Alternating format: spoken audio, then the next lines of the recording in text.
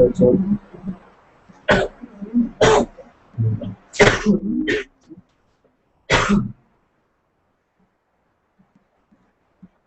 pranams to all Atmajyothis, divine light of the self. Today we will contemplate on Buddha Purnima. Today is the auspicious occasion of Buddha Purnima. First, let us chant the mantra or surrender mantra which surrenders to Buddha, Sangha, and Dharma. And let us contemplate on the meaning of it. Buddham Sharanam Gacchami. Buddham Sharanam Gacchami. Sangam Sharanam Gacchami. Sangam Sharanam Gacchami. Dharmam Sharanam Gacchami. Dharmam Sharanam Gacchami. Buddham Sharanam Gacchami. Buddham Sharanam Gacchami. Sangam Sharanam Gacchami. Sangam Sharanam Gacchami. Dharmam Sharanam Gacchami. Dharmam Sharanam Gacchami. Buddham Sharanam Gacchami. Buddham Sharanam Gacchami. Sangam Sharanam Gacchami. Sangam Sharanam Gacchami. Dharmam Sharanam Gacchami. Dharmam Sharanam Gacchami. Buddham Sharanam Gacchami. Buddham Sharanam Gacchami. Sangam Sharanam Gacchami. Sangam Sharanam Gacchami. Dharmam Sharanam Gacchami. Dharmam Sharanam Gacchami.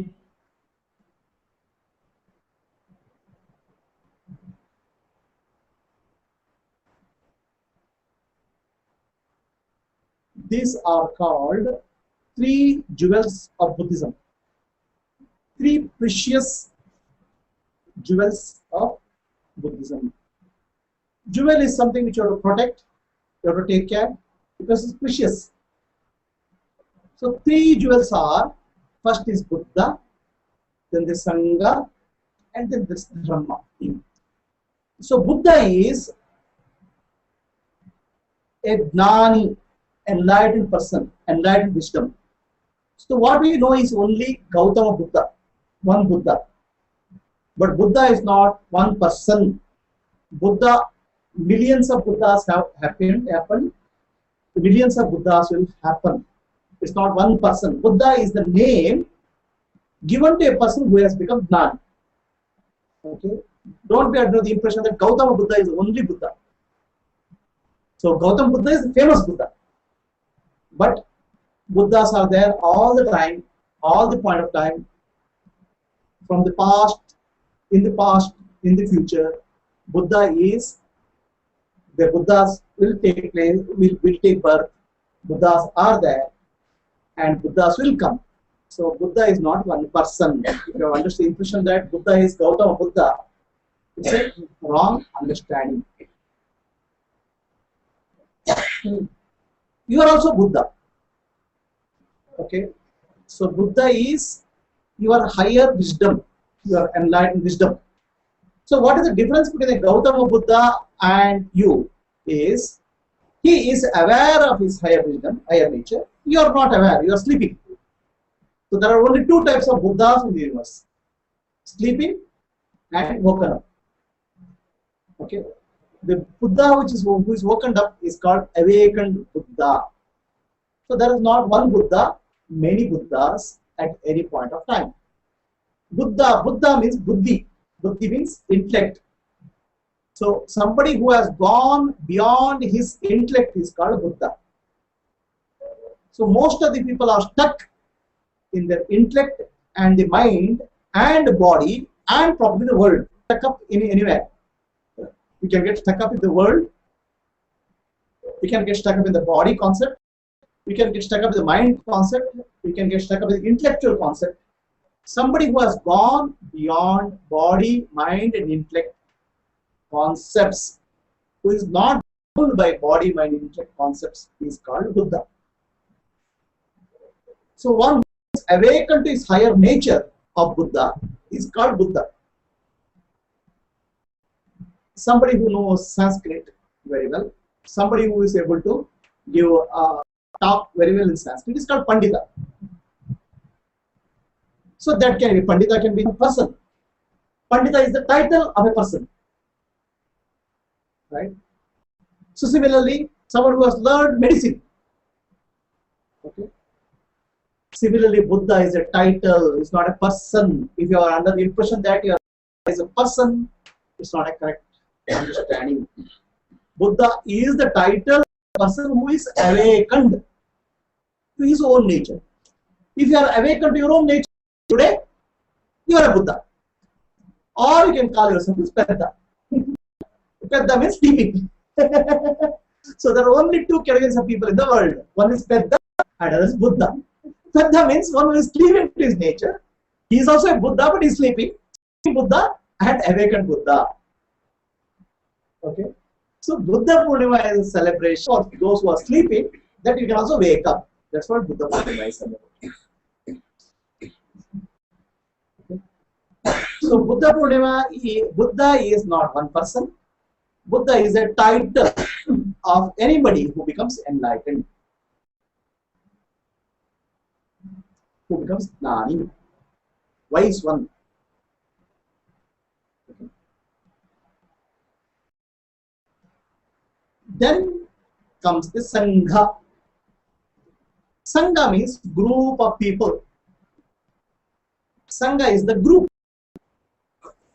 Now what happens is that in a spiritual practice, for a spiritual practice, who built Sangha long back, 2500 years back, he built Sangha. Sangha means a group. So what happens is, for anything in the world, we need a group. Okay. If you want to do a business, you need a group of people. If you want to run an institution, you need a group of people. Okay. And right? Human beings are social beings. They are comfortable in a group of their own nature. Okay. If you like disco dance, you go to Bharatanatyam dance and you feel uncomfortable. You need a group of like-minded people. That like-minded people is called Sangha. Okay. So that is called Satsanga. Sangha is a group of people. Okay. They reinforce each other. They support each other. So Buddha during Buddha's period, the Sangha. Buddha is the first person who recognized the importance of for a spiritual practice.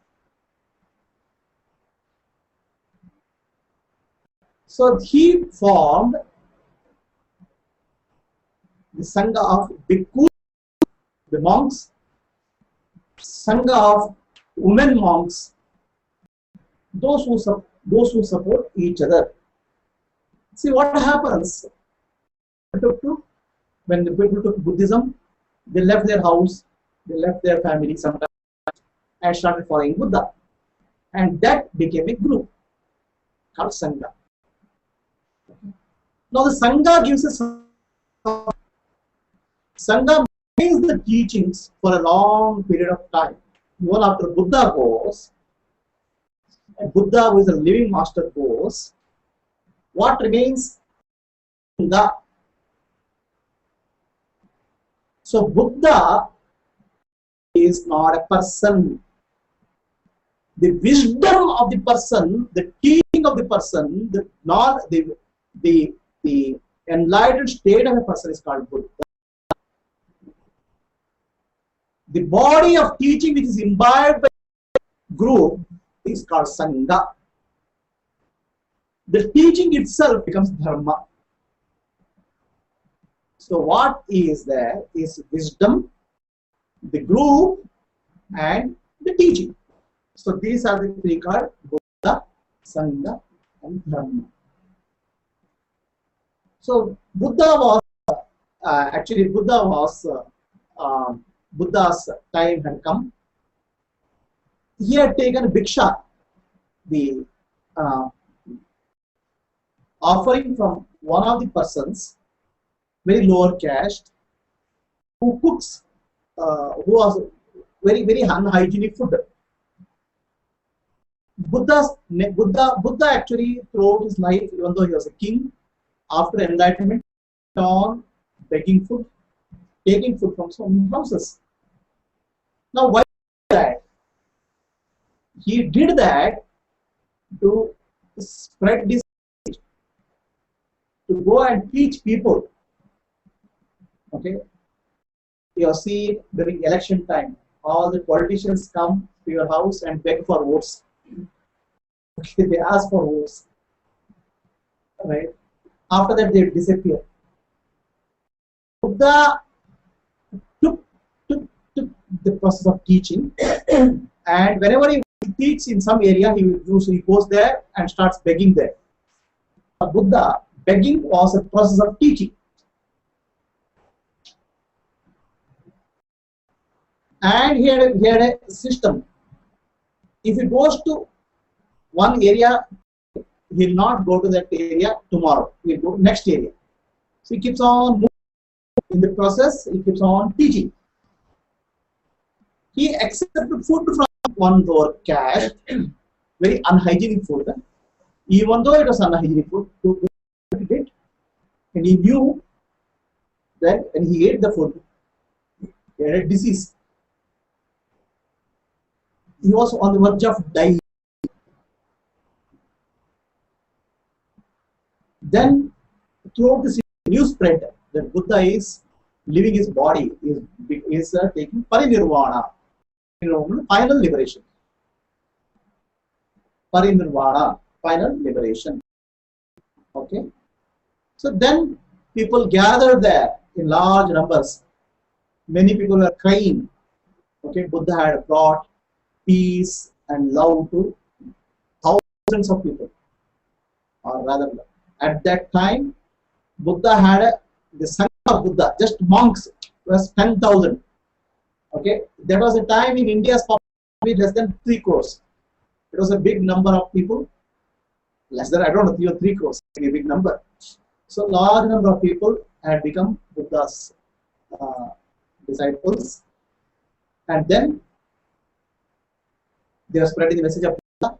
Many people had become clear about enlightenment and liberation. So, sleeping in his typical Buddha sleeping posture, which is actually with his right hand like this, you sleep. He always slept like this. That's called Buddha sleeping posture. So, somebody asked Buddha, once you pass away, who will take care of us? Who will guide us? What will happen to us? So then Buddha said, Atmajyothi Bhava, be a light unto yourself. Okay, Atmajyothi Bhava. Atmajyothi Bhava means be a light for yourself.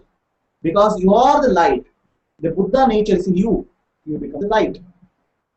There is Sangha which is there to support you. Atmajyothi Bhava. So from that word, I took this Atmajyothi Satsang. So the light of the self foundation means Atmajyothi Satsang. It comes from the words of Buddha, Atmajyothi Bhava. You have to be light for yourself. You cannot live on borrowed light. Neither you can live on borrowed air, nor you can live on borrowed food, nor you can live on borrowed teaching. Ultimately, that has to become your own awareness. That's why it's called Atmajyothi. Atmajyothi Bhava. That's what Buddha said. Then comes the dharma. Dharma is actually teaching. Dharma is the nature of things. So you have to become aware of the nature of things. Everything in the universe is kshanika, temporary. Everything in the universe is constantly changing, constantly changing. Nothing is permanent or eternal in nature. Everything is constantly changing. That changing nature, you have to become aware. If you go, you feel hurt. Everything in nature. Actually, there's a relationship, there's a body, there's a mind, there's a job, profession, the politics, the society, the environment, the weather, everything is constantly changing. If you don't understand, we want to hold on. Always our mind clings to hold on. Wants to hold on to something. What are you holding on? You look at your life. If you are hurt in life, if you are actually suffering in life, that's because you are holding on to something which cannot be held up, which is not. The dharma or nature of things is constant change. But there's another dharma which is changeless in you. There is something in you which doesn't change. In nature, and that is unborn nature, your own nature. That's called your Buddha nature. That is your called Atma or self. So that is actually what you are.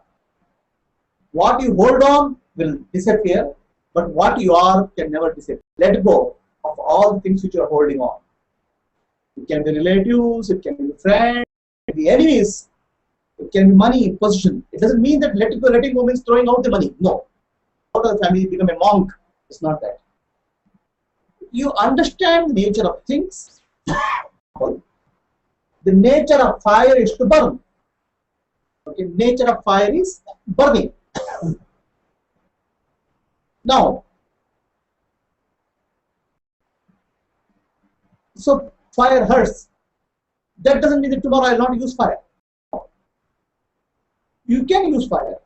Very well aware of the nature of the fire. Right? It's not that tomorrow I will stop using the fire. No. So don't have to run away from any of this. Just be aware of the nature. Be there where you are. But with awareness of you operate. When you know that it's temporary, can you exist without, right? The question is, if everything is known as temporary, why relationship, right? Okay. So let me say that other way. Fire burns, then why use fire? We don't touch it only for certain things. Similarly, everything in relationship, everything in life is a relationship. Fire is required for cooking. But to hold on to that,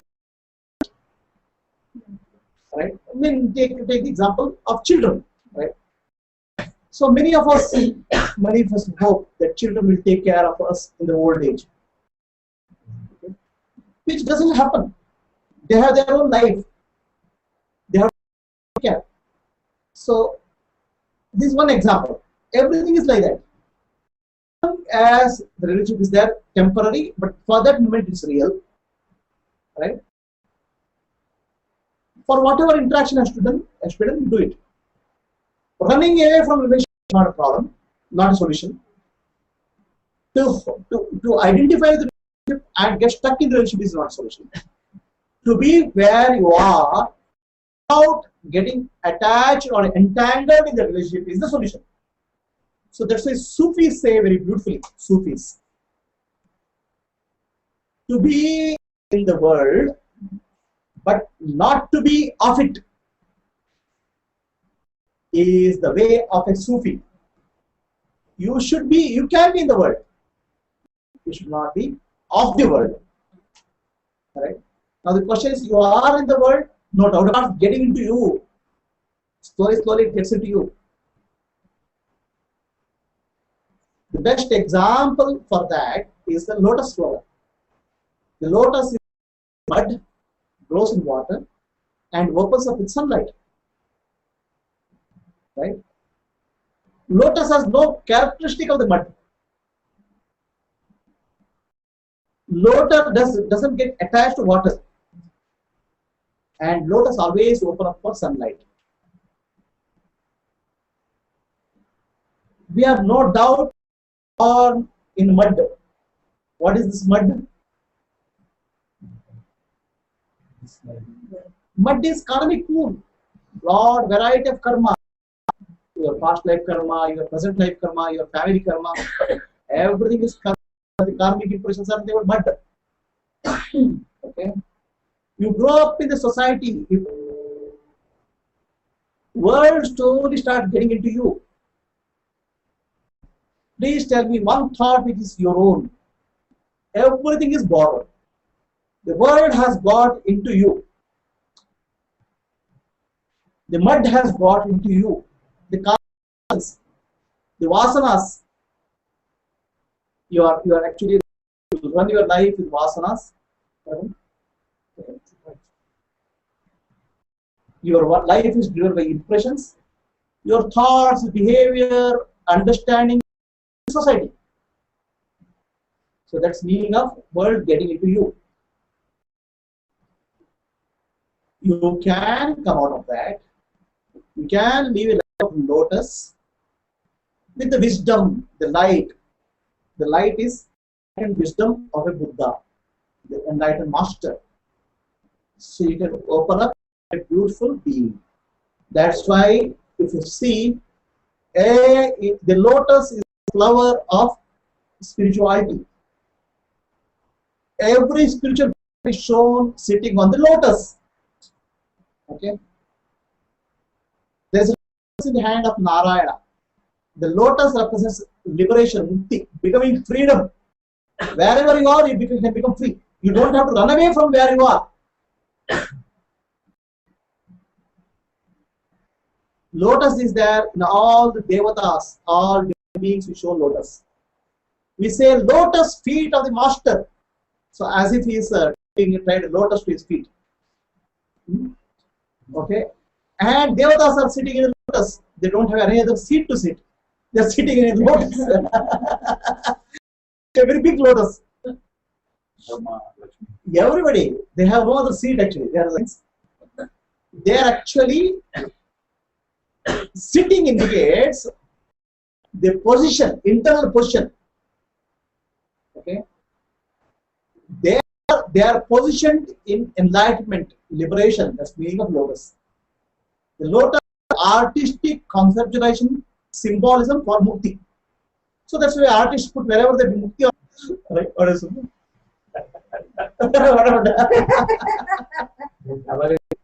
The lotus is a symbol of liberation. Lotus is a flower, represents how you can live in the world. Teaching about this class. All these are fine. I have samsara. I am trapped in samsara. This samsara is actually a bit confusing. So typical. It's actually a mistake. Samsara. What is your meaning of samsara? Oh, I am married. Swamiji. I have Prabhuji, I have two children, 2 daughters, and I have one wife. Okay. There are people with more trouble also.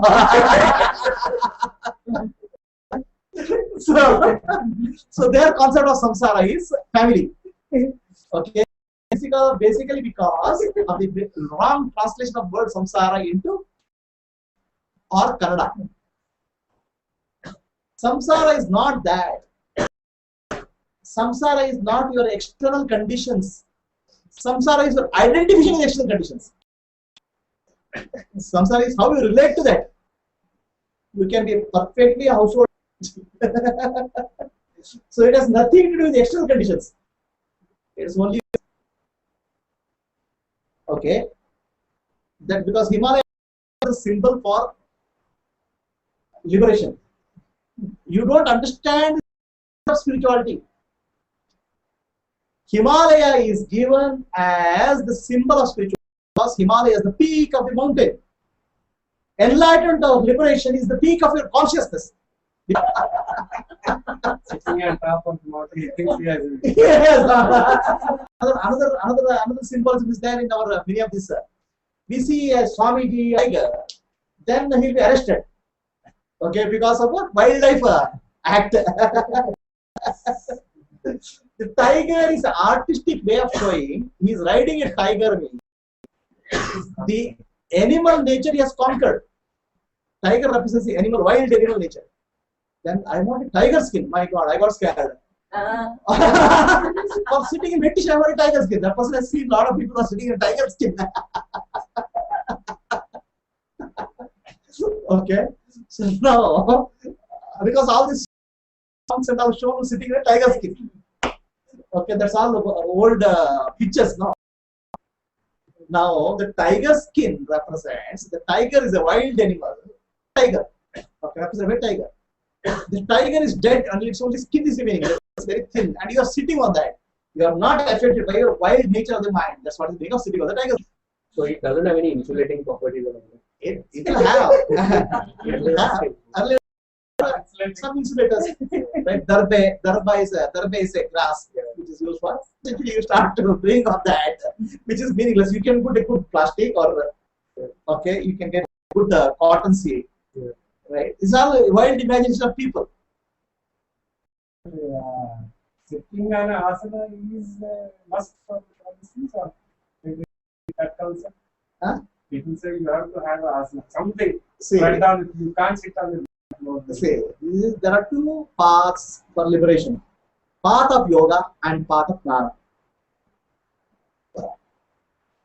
Path of yoga involves meditation, pranayama.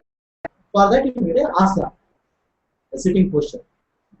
Path of jnana, wherever you are, the sitting posture is called sukhasana. Okay, sukhasana means comfortable posture.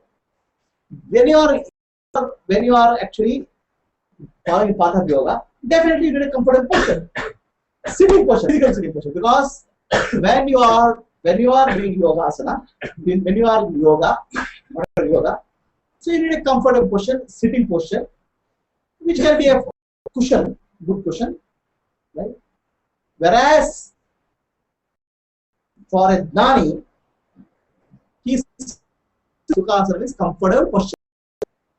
While walking, talking, dancing, working, he is always in sukhasana.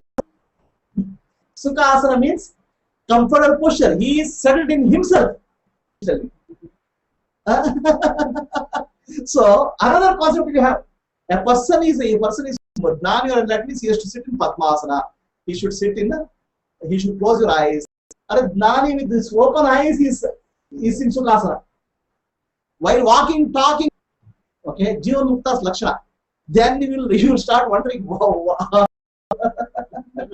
A liberated being has no external characteristics, internal state. Okay, sukhasana. Okay, so you'll meet this the enlightenment.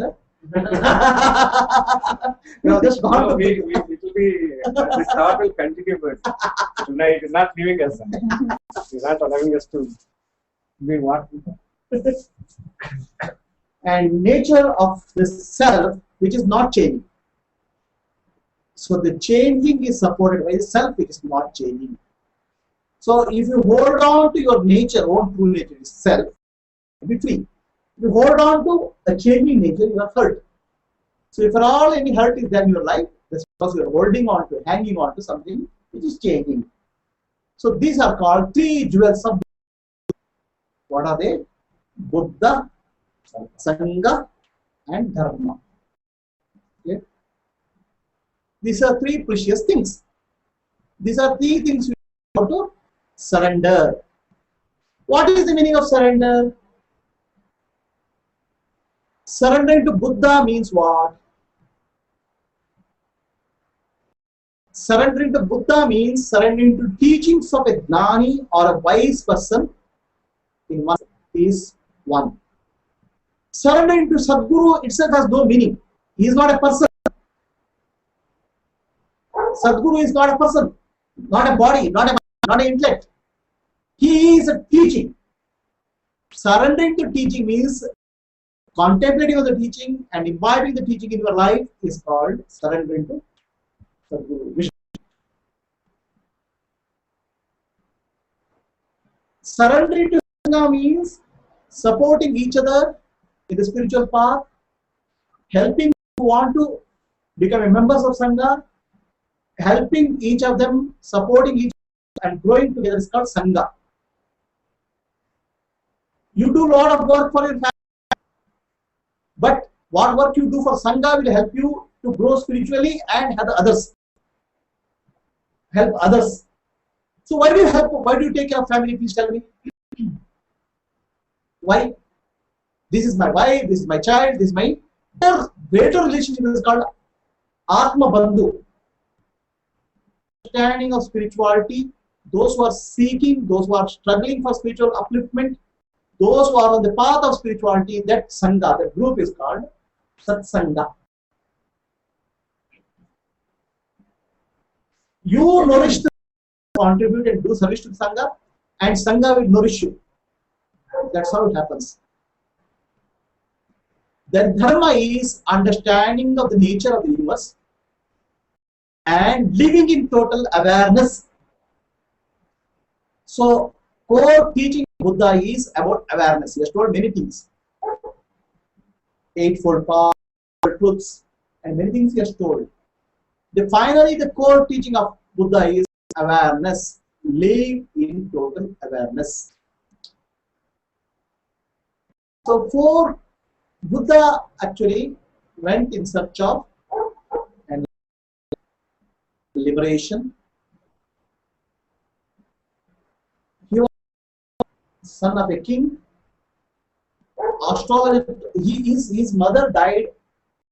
Mother gave birth to Buddha below a tree while they were in a traveling. His mother's name is called. His father was told that Buddha will become an emperor. So father made sure that Buddha is always surrounded by very comfortable riches, wealth, and beauty. One person was dying, right? Disease, death, old age, and then a monk. So seeing these four, Buddha decided that I want to be a path of liberation. He went out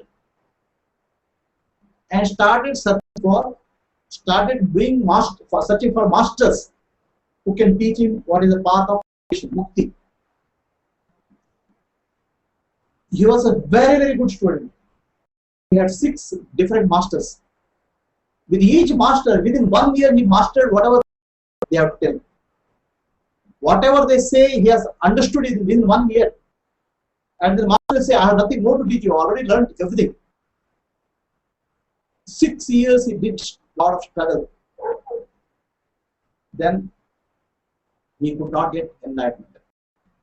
He went out and came to Bihar. Now the place is called Bihar. You know what is called Bihar? Why the name is Bihar? It comes from the word Bihar. Bihar means traveling. So people there, 8 people were traveling monks in search of enlightenment. So from Bihar has come. Bihar has become Bihar. They were traveling, seeking truth, seeking for enlightenment. They were traveling. So land of seekers of truth. Right. So now this person, Buddha met another six people. So they started this penance. So that time people were very clear. The body is the problem. Body is the problem for liberation. So you have to stop identifying the body. That's why what they stop giving food to the body will become weak.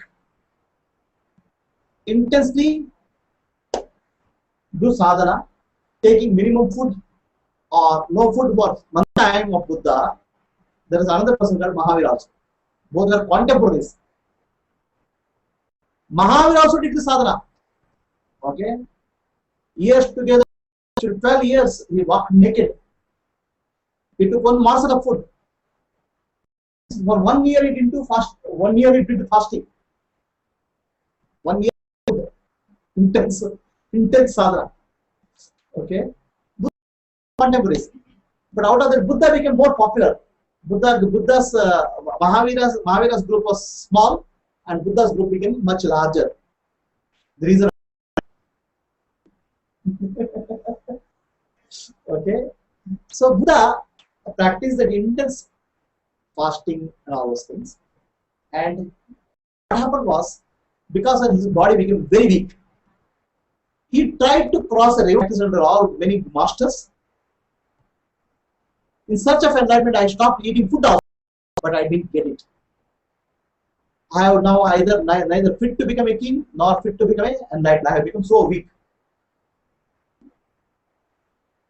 Then he saw a musician string. So Buddha realized only when the right amount of tightness is there, the music can come. If you do it, if you do that to tighten the string too much, it will break. If it's too loose, it will break. It will not moderate. Okay, extreme path will not take me anywhere. The body will break. It won't help. So that's why he took his middle path, not extreme. Whereas Mahavira took very extreme path, very tough. Even that path leads to enlightenment, liberation, but very hard and difficult for many people to follow. That's why his popularity is less. So Buddha took a path, moderate path, path of awareness, path of living in awareness. He went and sat below the tree. One lady came, her name is Sujata.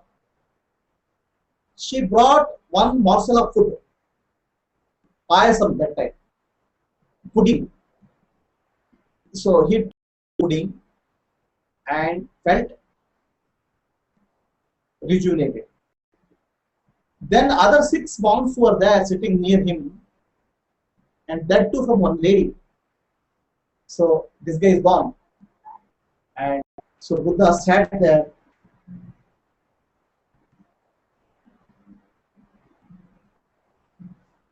He closed his eyes and said, I want enlightenment. He started the Vipassana practice. Practice means practice of being awareness, your body, mind, and thought.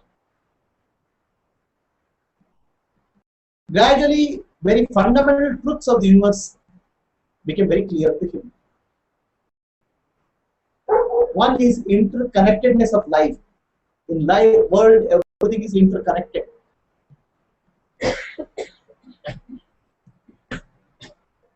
Everybody is connected to everybody else. You are also connected to living beings, plants, animals, and trees.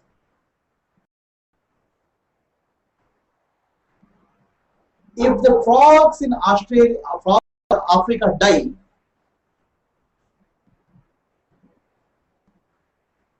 what does it matter to you? The frogs in Africa die, the lot of insects which the frogs eat, frogs as food, they take animals as the carriers. Spread to the rest of the world. You will be affected. Why frogs will die?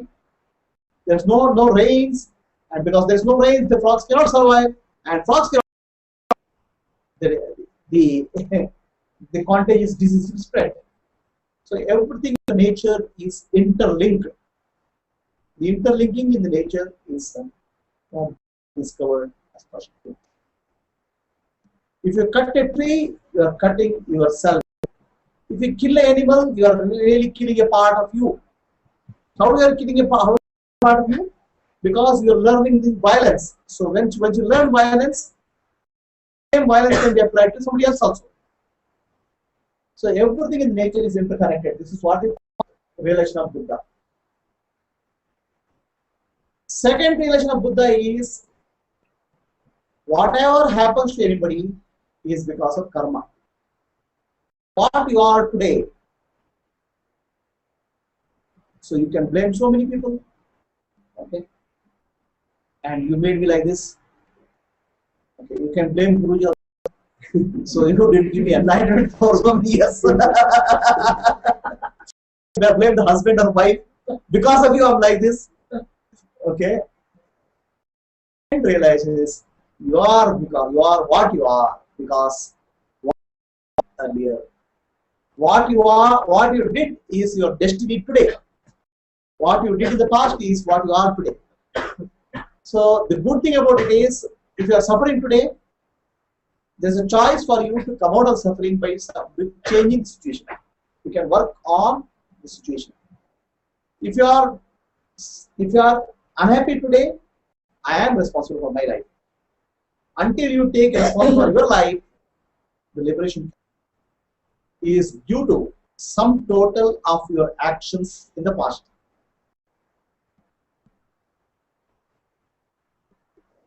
The third thing you learn is cause and effect. Nothing can happen without a cause. The cause and effect chain is what takes you to birth after birth. Because you have ignorance in you of the nature of dharma, nature of the world, nature of your own true self. You are ignorant of that nature, identify with the temporary and impermanent things. You cling on to impermanent things, cling on to impermanent relationships.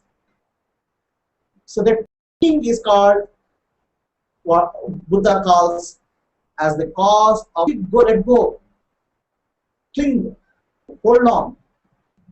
So then in the process, there's a lot of suffering. And this love of suffering, to escape from the suffering, you perform actions. You do something. And you bring the fruits, karmic impressions. But ultimately, your desire never gets to birth. This cycle of birth and death goes on like this. So this is what actually Buddha discovered during this meditation.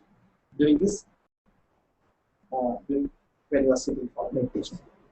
This is 4 noble truths. First noble truth is life is a suffering. People may say, "Wow, when I am suffering, I am joyful." There's no wonder there's joy. No wonder happiness is there. If you have good health, happiness. If you have a good relationship, there's happiness. If you have good family, good things, there's happiness. But the moment those circumstances, health is no longer good, then the suffering is setting. Nature is temporariness. Everything is temporary. The moment choose what you have as good, the suffering sets in. So birth, while child is getting born, the mother undergoes tremendous pain. The child itself goes to tremendous pain. That's called pain, the birth trauma. The growth is a suffering. While growing, you have to perform a lot of actions. Aging is suffering because as you become old, the suffering, the eyesight, everything fades. The body becomes weak. You have to depend on somebody else if there are any. Right?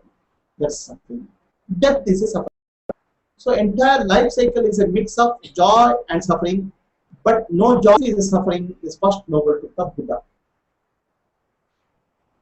Second noble truth of Buddha is there's a cause for suffering. The cause for suffering is because of Krishna or clinging what you have. You cling on to something which is temporary in nature. It's called Krishna. Daha. Right? So look at your life. If you are suffering, you are clinging on to something which is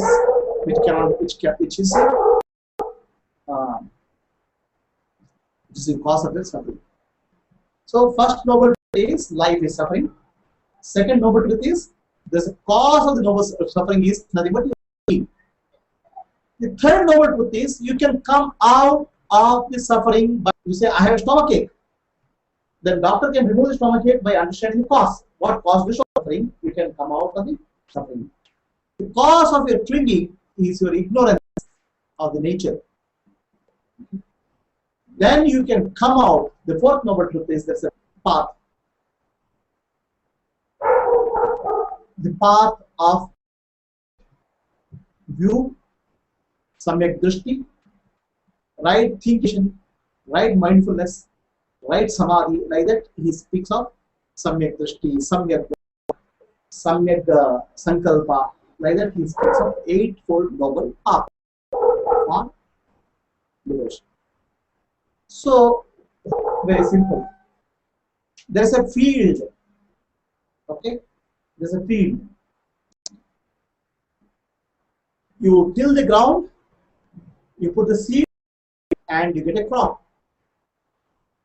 The field is your mind. Your mind is. You have to cultivate your mind. You have to put the right seeds, right thoughts, and right action. When you put the right thoughts, right crop will come, which means right actions. Good crop will come. So the negative, wrong feelings, what is there, is like weeds that you have to remove. Crop is your seeds are actually right thoughts. Crop is right actions. Okay, good yield. Okay. Then finally you will become. Okay. So what is nirvana? We'll understand. Buddha. After understanding this, he kept watching the stars, very silent. He has become very silent and peaceful. That state is called nirvana. Nirvana, mind can be blown out. Cloud is called nirvana, completely blowing out. What do you blow? You blow out the ego in you, the ahankara. The blowing out of the ego called nirvana. It's like blowing out the candle. Called this as anatta, means no self. Many people, there was a Pali word. Okay, many people mistook that anatta, saying that no atma. He didn't say no atma. He said no ego self. So then saying that no, Buddha said no atma, people mistook it. He is propagating shunyavada, nothingness. He said no ego self. Ego is not reality. Blowing out that ego is what is actually called nirvana. When you realize the nature of the ego, it will blow out. Ego appears to be permanent in nature. It is not. It's actually moment to moment, like anything in the phenomena. It has nothing permanence about it. The only permanence you get is because of the memory associated with the ego. The ego itself is momentary, rising and falling with the phenomena. So once you understand that, the ego blows out, and that is called nirvana. So we have a concept that Buddha took so many lifetimes to attain nirvana. Nirvana is a very simple process. It's not complex. Understand the nature of your mind disappears, and you attain a state of no mind. When the I thought disappears, all the egocentric desires will disappear. Egocentric desires will disappear, clinging disappears. So that's the chain. The clinging disappears, the birth and death cycle disappears. So this is actually what is called nirvana. So Buddha talked about nirvana, and that is called shunyata, emptiness. Nothing remains of the material world. Nothing remains of the phenomena. It's called shunyata. And that's why Buddha Purnima is celebrated. Purna means fullness. Okay, only when you understand the emptiness of all the phenomena, you will understand. Okay, full moon represents the mind which has attained the fullness. Okay, mind which has become one with the self. Mind which has become no mind is called Purna. This is called Buddha Purnima. We celebrate Buddha Purnima, where the Buddha attained full realization that of enlightenment. When you understand the shunyata or emptiness of life, you attain the fullness of your existence. Purnata. Shunyata, Purnata. So in life, everything is empty. All relationships are empty. When I say empty, if you look into the nature of relationship, there it's shallow. That after living about 30, 40 years in life or 50 years, you understood how shallow is the relationship in life. Right? So the relatives are there, friends are there, for some purpose, some enjoyment. They are forgotten, we are forgotten. Major topic of this is the shallowness of relationship. Every phenomenon is empty. Whatever you see, building, houses, there are big palaces, huge. Actually, there must have been technology which is much more advanced than today. So there are different of vimanas, aircrafts which are very advanced. Okay, so all those are here.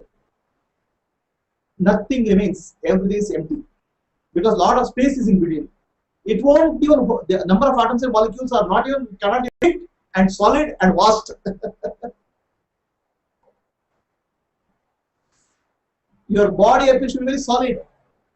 It won't even occupy on the all the molecules atoms of your body. If you collapse it, it won't even occupy one top of the needle. Head of the needle also it won't occupy. That much is only matter in you. Rest is emptiness.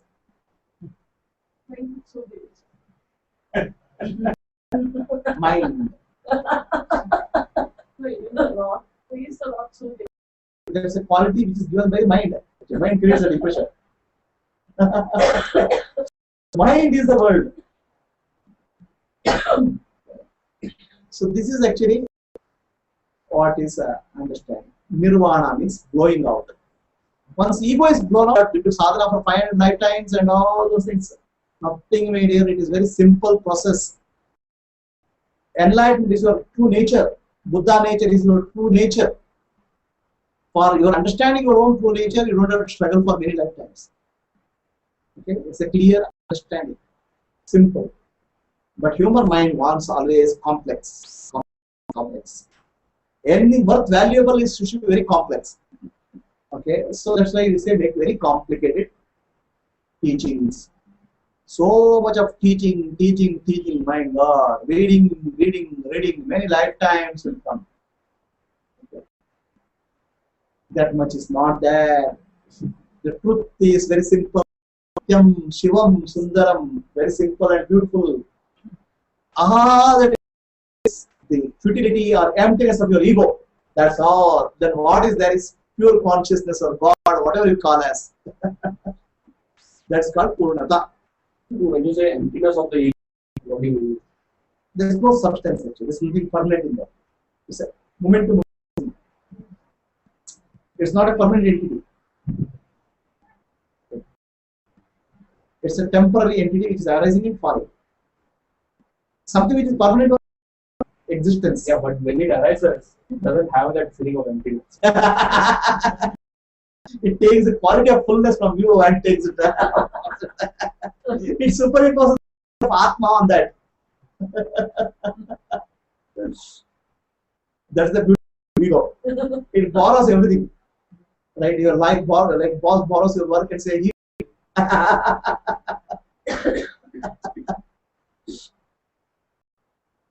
okay, so now Buddha is sitting silent. Nothing to do, nowhere to go. Then Brahmaji appears in front of Buddha and says, why don't you teach people? So Buddha says, how can I teach this? Okay. It's so subtle, so sukshma. How can I teach? All that I can sit is very silence. Then Brahmaji shows me a lotus pond, a blue lotus. See, in this pond, some flowers have blossomed, flowers are in the process of blossoming, Some persons, some flowers are buds. But flowers which are bud, they're waiting for sunlight. Our flowers which are not even grown, very rudimentary state, they can't, nobody can. Similarly, there are many people in the world who are blown flowers or full blossom flowers. Some people are already enlightened, don't worry about them. That's what he said. And Buddha agreed and started walking. So then he said, then they told him, addressed him as, "O king, why you come here?" See, the enlightenment is something which you can learn. Enlightenment is, you can pass on that enlightenment wisdom to somebody else.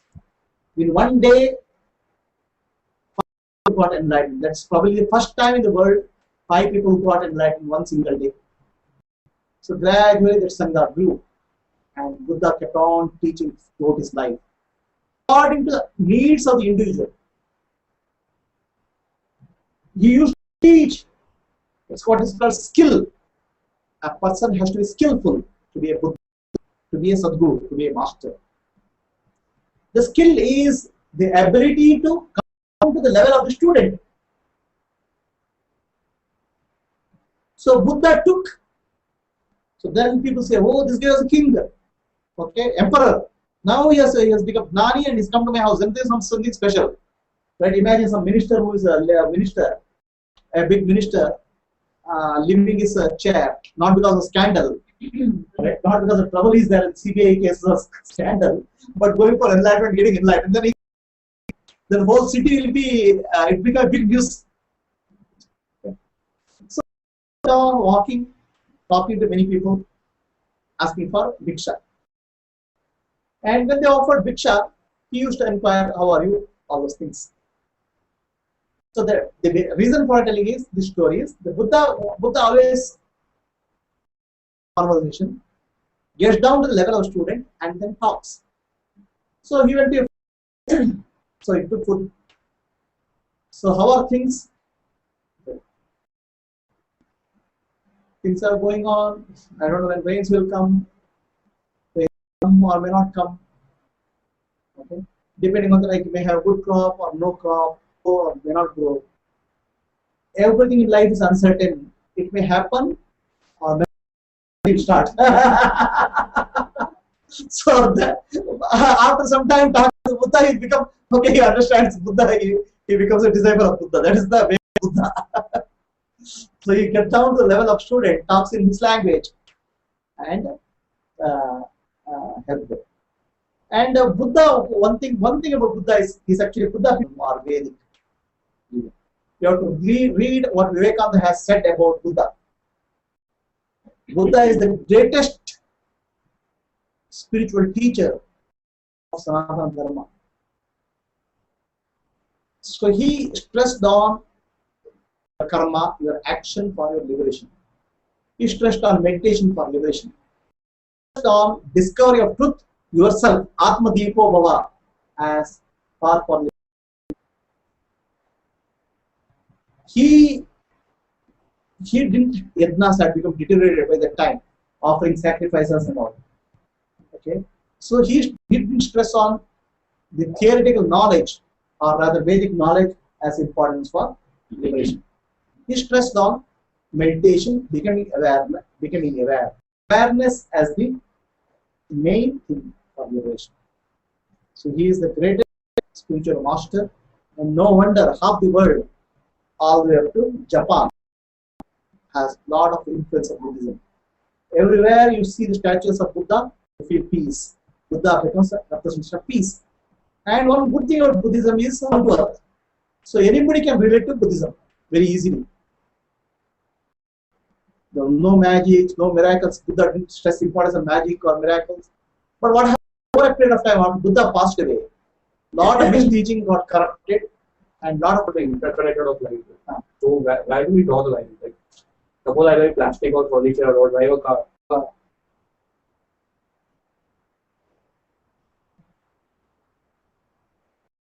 You are. So that's why you have to understand, you have to draw a need between your need and greed. How much is required, how much you can manage, how much you can sustain.